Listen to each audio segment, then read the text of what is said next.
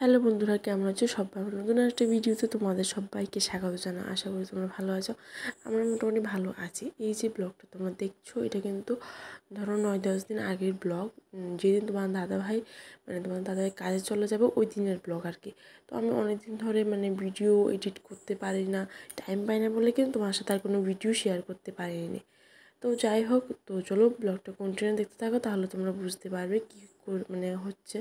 তো আমি সকালবেলাতে উঠে স্নান টান করে পুজো দিয়ে রান্না বসিয়ে দিয়েছি।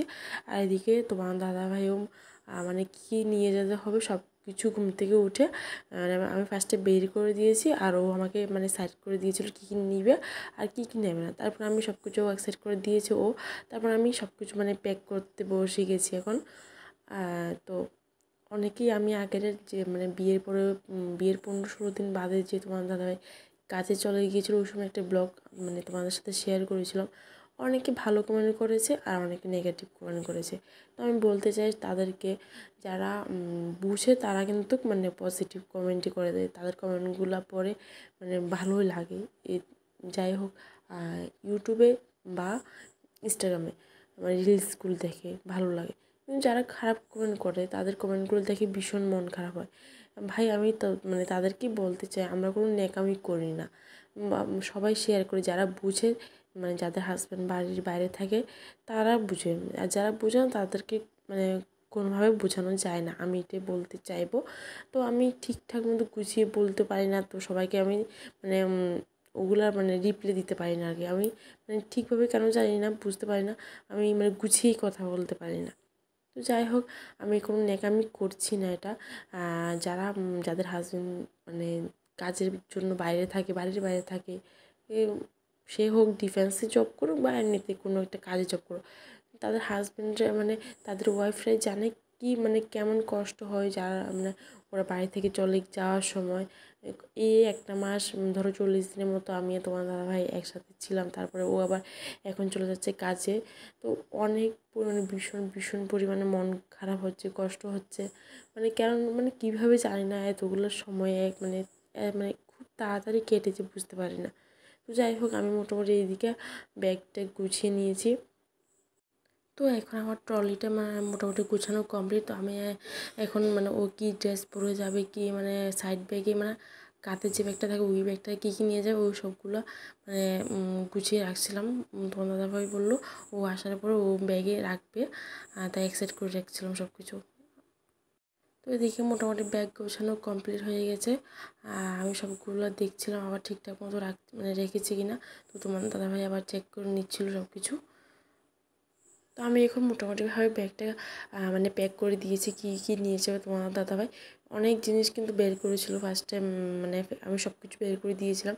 তো ও বললো কি সব জিনিস আর নিয়ে যেতে হবে না, যেমন আসার সময় কিন্তু ও অনেক কয়েকটা জামা নিয়ে এসেছিলো, যেগুলো ঠান্ডার সময় প্রয়োজন, ওগুলো এখন আর গরম চলে এসছে আর প্রয়োজন নেই, তাই ওগুলো বাড়িতে রেখে গেছে। এই দেখো ব্যাগটা মোটামুটি প্যাক করা কমপ্লিট। ওইদিকে রেডি হচ্ছে, স্নান করে এসে খেয়ে দিয়ে তারপরে ও এখন রেডি হচ্ছে আর কি।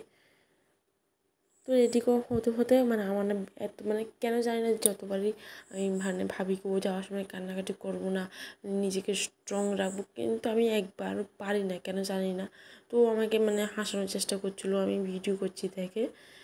কিন্তু আমার কেন জানি না, ওর সামনে একটু হাসার চেষ্টা করলো, খুশি থাকার চেষ্টা করলো, আমার কেন কান্না পাই এটাই বুঝতে পারি না। তো এখন ব্যাগটা গোছানো কমপ্লিট, ও এখন সব কিছু আবার দেখে নিচ্ছে।